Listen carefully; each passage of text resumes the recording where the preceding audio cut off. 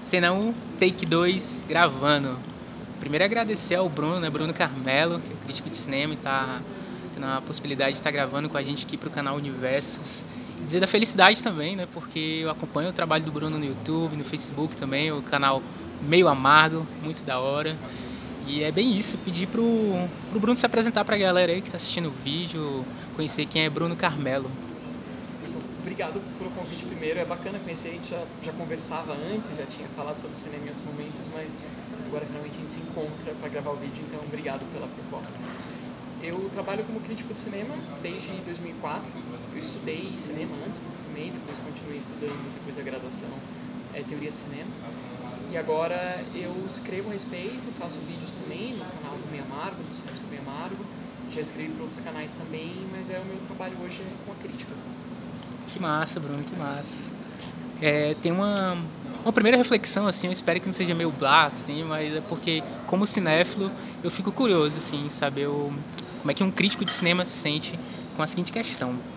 Eu vejo lá no Meio Amargo, né, que tu tem entrevistado pessoas famosas, assim, atores, atrizes, diretores e tal, só para citar alguns nomes recentes. Aí a gente tá falando da Thaís Araújo, a Cléo Pires, Camila Pitanga, Danton Mello. Então, algumas pessoas que têm uma trajetória já consagrada na cena, no teatro, no cinema, diretores brasileiros também que têm lançado alguns filmes. E eu queria ouvir de ti como é que é lidar com esse sentimento, talvez, com essa situação meio dual de ser um amante de cinema, que eu pressuponho que você seja, enquanto crítico, e tá ali conversando com pessoas para extrair um conteúdo e analisando o trabalho delas. Então, como é que é lidar com esses sentimentos? Eu acho que esse contato é importante até pra gente desconstruir um pouco do fã e ser um pouco mais crítico. Porque é óbvio que tem pessoas que eu admiro muito, atores, diretores de fotografia, montadores que eu admiro muito. E quando eu encontro, eu tenho muita expectativa porque vai sair da conversa. E quando a gente percebe que na verdade são pessoas comuns, muitos deles bastante inseguros em relação ao trabalho que fizeram, querem validação, tem uns que não vão ser super simpáticos, tem uns que vão ser extremamente simpáticos, gentis. Então eu acho que é bacana pra gente desconstruir essa impressão de que eu vou entrevistar uma celebridade. Porque a gente vai ver que são pessoas que estão sentadas almoçando com a gente ali do lado, às vezes em festival, isso é muito comum. Sentadas almoçando com a gente, falando às vezes besteiras e as mesmas piadas. E aos poucos a gente vai separando esse pedestal em que a gente coloca artistas e diretores e atores, que pra gente é fundamental. Quanto mais contato a gente tem, mais a gente descobre os perrengues dos bastidores, como é difícil falar com essas pessoas, como demora, como tem que às vezes esperar horas para começar a falar, para conseguir falar durante 5 minutos com eles, para armar luz, colocar microfone, e tudo isso vai tirando um pouco da ideia do glamour, porque falar com todas essas pessoas seria extremamente glamouroso, e não é. É trabalho, é trabalho às vezes muito cansativo, muito exaustivo. Então eu acho importante para um crítico cada vez menos se dissociar, cada vez menos se associar ao lado de fã. Que massa, que massa. Teve alguma situação, assim, claro, sem citar nomes, óbvio, né? Que você se surpreendeu, você imaginou que, não, aquela pessoa, pela trajetória que teve, pela consagração, né, nos espaços do cinema, do teatro, ela vai ter uma certa postura, e você pensou, ah, não, na verdade não era bem isso do que eu imaginava, é uma pessoa muito mais comum, muito mais próxima. Tem muitas vezes. Tem pessoas que eu continuo admirando, que são ótimas, mas são muito tímidas para entrevista. Que é engraçado porque elas interpretam personagens, não são nada tímidos, mas a personalidade deles fora do personagem é muito retraída, que não gostam de ser entrevistados. Tem diretores que eu admiro muitíssimo, mas na hora de darem respostas são profundamente tímidos. Então daí não rendem muito numa conversa, não rendem muito pro vídeo, mas é da personalidade deles. E tem pessoas que não gostam de dar entrevista e que estão claramente entediadas ou que tiveram um dia ruim, como acontece, e que isso vai transmitir no vídeo. Tem pessoas que foram grosseiras, acontece. E também tem pessoas extremamente profissionais. Eu lembro teve um momento, quando eu estava no Rio de Janeiro ainda, que o Louis Garrel veio para o Brasil apresentar o filme dele, Dois Amigos, que é sobre uma história de amizade profunda, e assim que ele pousou no Brasil, ele descobriu que o melhor amigo dele tinha falecido na França. Um filme sobre isso, as perguntas iam ser sobre a amizade, ele tinha acabado de chegar aqui, era um amigo extremamente próximo de infância. O cara foi muito profissional e falou, não, eu vim até aqui, eu sei que tem pessoas que se deslocaram até aqui, eu vou fazer entrevista. Ele estava meio abatido, ele estava ali, mas ele foi extremamente profissional e conversou com umas 15, 16 pessoas seguidas sobre amizade. Então, assim, tem muitas pessoas que a gente acaba admirando ainda mais, mas tem encontros que não são agradáveis. Beleza, beleza. E esse é o momento que eu lembro você que está assistindo, que está gostando do conteúdo. Não esqueça do quê? Daquele like cinéfilo aí, deixe seus comentários, se estão gostando da conversa. Claro, se inscreva no canal, ative as notificações, dê uma maratonada aí nos vídeos anteriores, inclusive essa playlist de conversas que é muito bacana. Tem uma segunda reflexão que eu acho que talvez casa um pouco com essa dualidade que o crítico de cinema vive e tal, e como cinéfilo, como profissional, que é o seguinte, Bruno, vou revelar pra ti, revelar pra galera do canal aqui. Eu assisti um filme recentemente, sem muitas pretensões, me diverti pra caramba, e consegui refletir sobre algumas questões. Ok, fui ver a análise de uma crítica de cinema, que eu respeito pra caramba, por sinal, e ela simplesmente destruiu o filme, né? Falha de roteiro, atuação dos personagens e tal. Eventualmente, um ponto ou outro eu consegui identificar, mas no geral não. E aí eu pergunto pra ti como crítico, né? O que é que define um crítico de cinema? Porque o Diego é um amante de filmes, de cinema, um cinéfilo, de carteirinha. O que é que distingue assim o Bruno Carmelo como crítico de cinema, o Diego ou qualquer outra pessoa que se identifique como cinéfilo, né? O que é que faz um crítico de cinema ser o que ele é?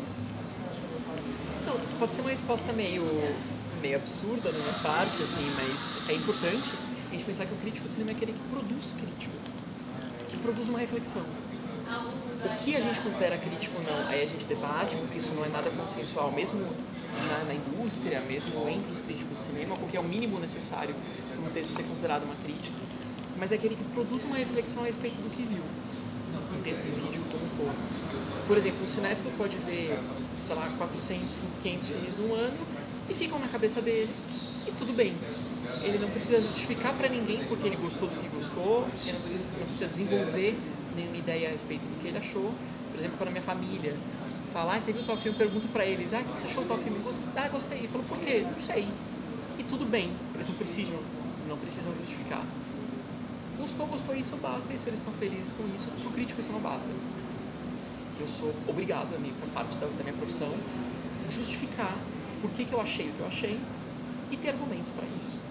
Então, se eu achei que o filme é excelente, tudo bem. Até aí, eu não superei a vocação do cinéfilo. Ok, achei o filme bacana. Por que eu achei o filme bacana? Que razões, que aspectos tem dentro do filme de linguagem, de discurso, de estética, de técnica, que justificam essa impressão que eu tive. Isso envolve um estudo. Isso envolve um estudo. Que pode ser mais técnico, pode ser puramente estético, filosófico. Tem pessoas que vêm de domínios completamente diferentes para a crítica de cinema, que não estudaram cinema, mas que estudaram psicologia do cinema, que estudaram história da arte, que estudaram... Muitos vieram do jornalismo, foram do jornalismo cultural. Mas eu preciso ter argumentos para embasar o que eu senti, inclusive para transmitir para uma pessoa que eventualmente não tenha nem assistido ao filme. Eu vou escrever um texto para alguém que não precisa ter visto o filme para ler e entender o que eu estou falando. Então é isso, a partir do momento que eu sou obrigado a justificar e desenvolver, eu tenho que ter esses argumentos para a minha análise, e é aí que nasce a crítica. Que massa, Bruno. Isso, inclusive, tem um vídeo lá no Meu Amargo, galera, confiram lá o canal, sobre isso, porque tá dentro do processo de formação do crítico de cinema, mas tem uma subpergunta que me interessa até mais, que é a seguinte, que está no campo da identidade, na verdade, da definição, né? O que diz que o Bruno é um crítico, quem diz e quais são os motivos que o justificam como tal, né? Porque, como você falou, pode ser produzida análise de cinema por diferentes vieses e tal, mas a partir de que momento alguém vai ser considerado pelo campo da produção, da crítica, e afirmar, Bruno Carmelo é um crítico de cinema, fulano de tal é uma crítica de cinema e tal. Como é que se define o crítico? Quem diz que o crítico é um crítico? Então, essa é uma pergunta bem importante, mas muito difícil também, porque a crítica de cinema é uma atividade muito informal no Brasil. Ela não tem uma formação única, então tem muitas pessoas que vêm dos campos mais múltiplos possíveis, colegas que vieram da informática, que vieram da física, que vieram de tudo que você pode imaginar e que hoje fazem crítica. Da física? Da física. Nossa. Que não tem, então assim, não tem uma formação única, não tem uma função pré-estabelecida, o crítico precisa fazer isso, não pode fazer aquilo. Tem muitas pessoas que não são remuneradas pela crítica que fazem, então são críticos, mas realmente ganham o dinheiro deles, o ganha-pão deles dando aula, escrevendo texto, publicando livros, fazendo atividades que estão associadas, mas que são paralelas, são correlatas. Então, assim, é uma atividade que é muito fluida. O próprio campo da crítica é muito disperso. Existem associações, sindicatos, mas também que não envolvem tantas pessoas assim. Enfim, tudo isso para dizer que não é muito fácil determinar quem é crítico e quem não é. Acho que a mais definição que também, a melhor definição que também pode parecer um pouco absurda, mas é que assim, o crítico é aquele considerado crítico pela indústria e pelo meio. Tem muitas pessoas que se autodenominam críticas a partir do momento que passam a escrever, ou que passam a produzir vídeos, ou que passam a fazer conteúdo, né, na época de influenciadores e etc. E a partir do momento elas produzem as análises delas, boas ou ruins, aprofundadas ou não, e elas se autodenominam críticos. Se esse conteúdo vai ser considerado crítica pelo leitor, pelas assessorias de imprensa, pelos produtores, pelos distribuidores de filme, pelos atores, diretores, aí sim a pessoa passa a ser considerada crítica. Mas, por exemplo, eu tenho uma carteirinha de imprensa da Abracine, que é muito mais simbólica, porque ela não vai me dar nenhum direito, nenhum privilégio. A Abracine é a Associação Brasileira de Críticos de Cinema. Que é um pequeno reconhecimento ali simbólico, porque na prática ele não significa nada. Então a gente tem muitas pessoas muito boas produzindo textos analíticos que não se consideram críticos. O próprio Pablo Vilaça, que está aí há muitíssimo mais tempo do que eu, que tem conhecimento muito grande de cinema, ele se define como escritor, em primeiro lugar, e não como crítico. E tem pessoas que apareceram, que criaram seus blogs há 2 dias, escreveram 2 textos, que eles são basicamente sinopses estendidas, e se dizem críticos.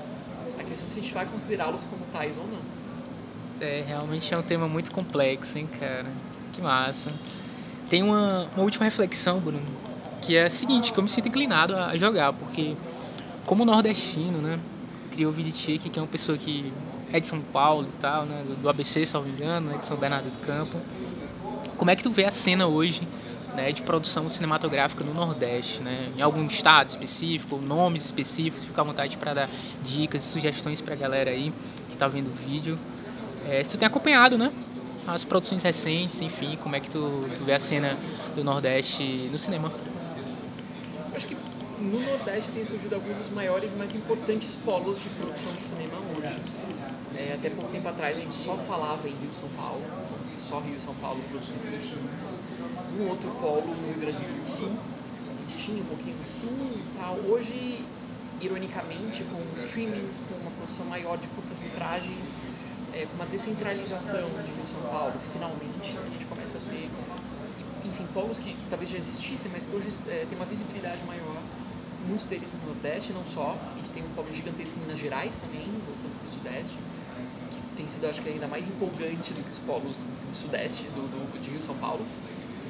O pessoal do filme de plástico, Gabriel Martins, André Novaes Oliveira, Afonso Shoa, O que é o filme de plástico? Filme de Plástico é uma produtora mineira, baseada em sim. Contagem, que tem produzido alguns dos melhores e maiores filmes brasileiros nos últimos anos. Tipo quais? Temporada no Coração do Mundo, Marte 1, que vai apresentar o Brasil no Oscar agora, são da Filme de Plástico, que é uma produtora excelente, faz muitos curtas ótimos também em Minas.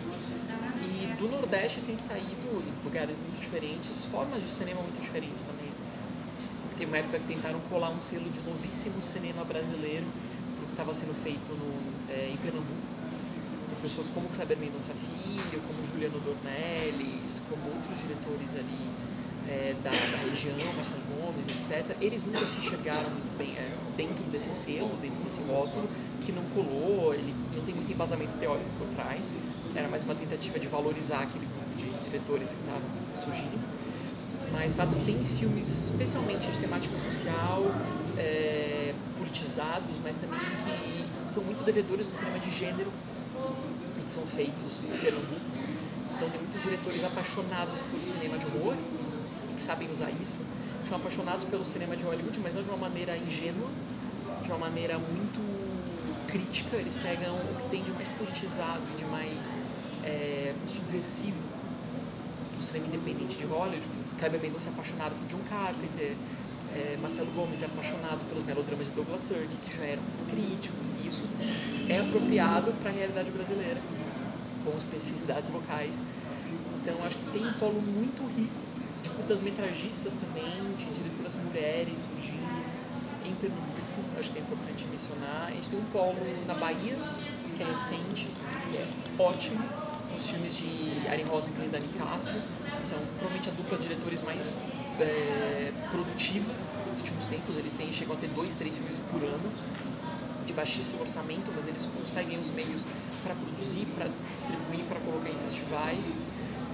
Tem a Paula Gomes e o Haroldo Borges, que tem feito também filmes lindíssimos, como o Filho de Boi e antes o Jonas e o Circo Sem Lona. Então esses filmes baianos são muito bonitos. Tem filmes cearenses também surgindo, que são muito importantes.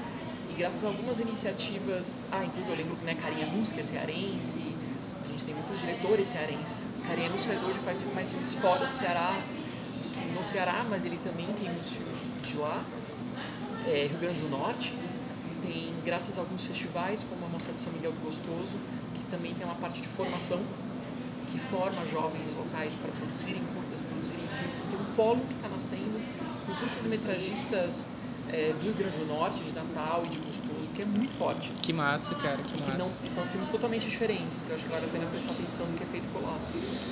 Nossa, eu tô aprendendo demais. Eu não sei vocês aí que estão acompanhando o vídeo aí do canal Universos. Não esqueça de deixar seu like, deixar seus comentários se estão gostando, as dicas, as sugestões do crítico de cinema Bruno Carmelo.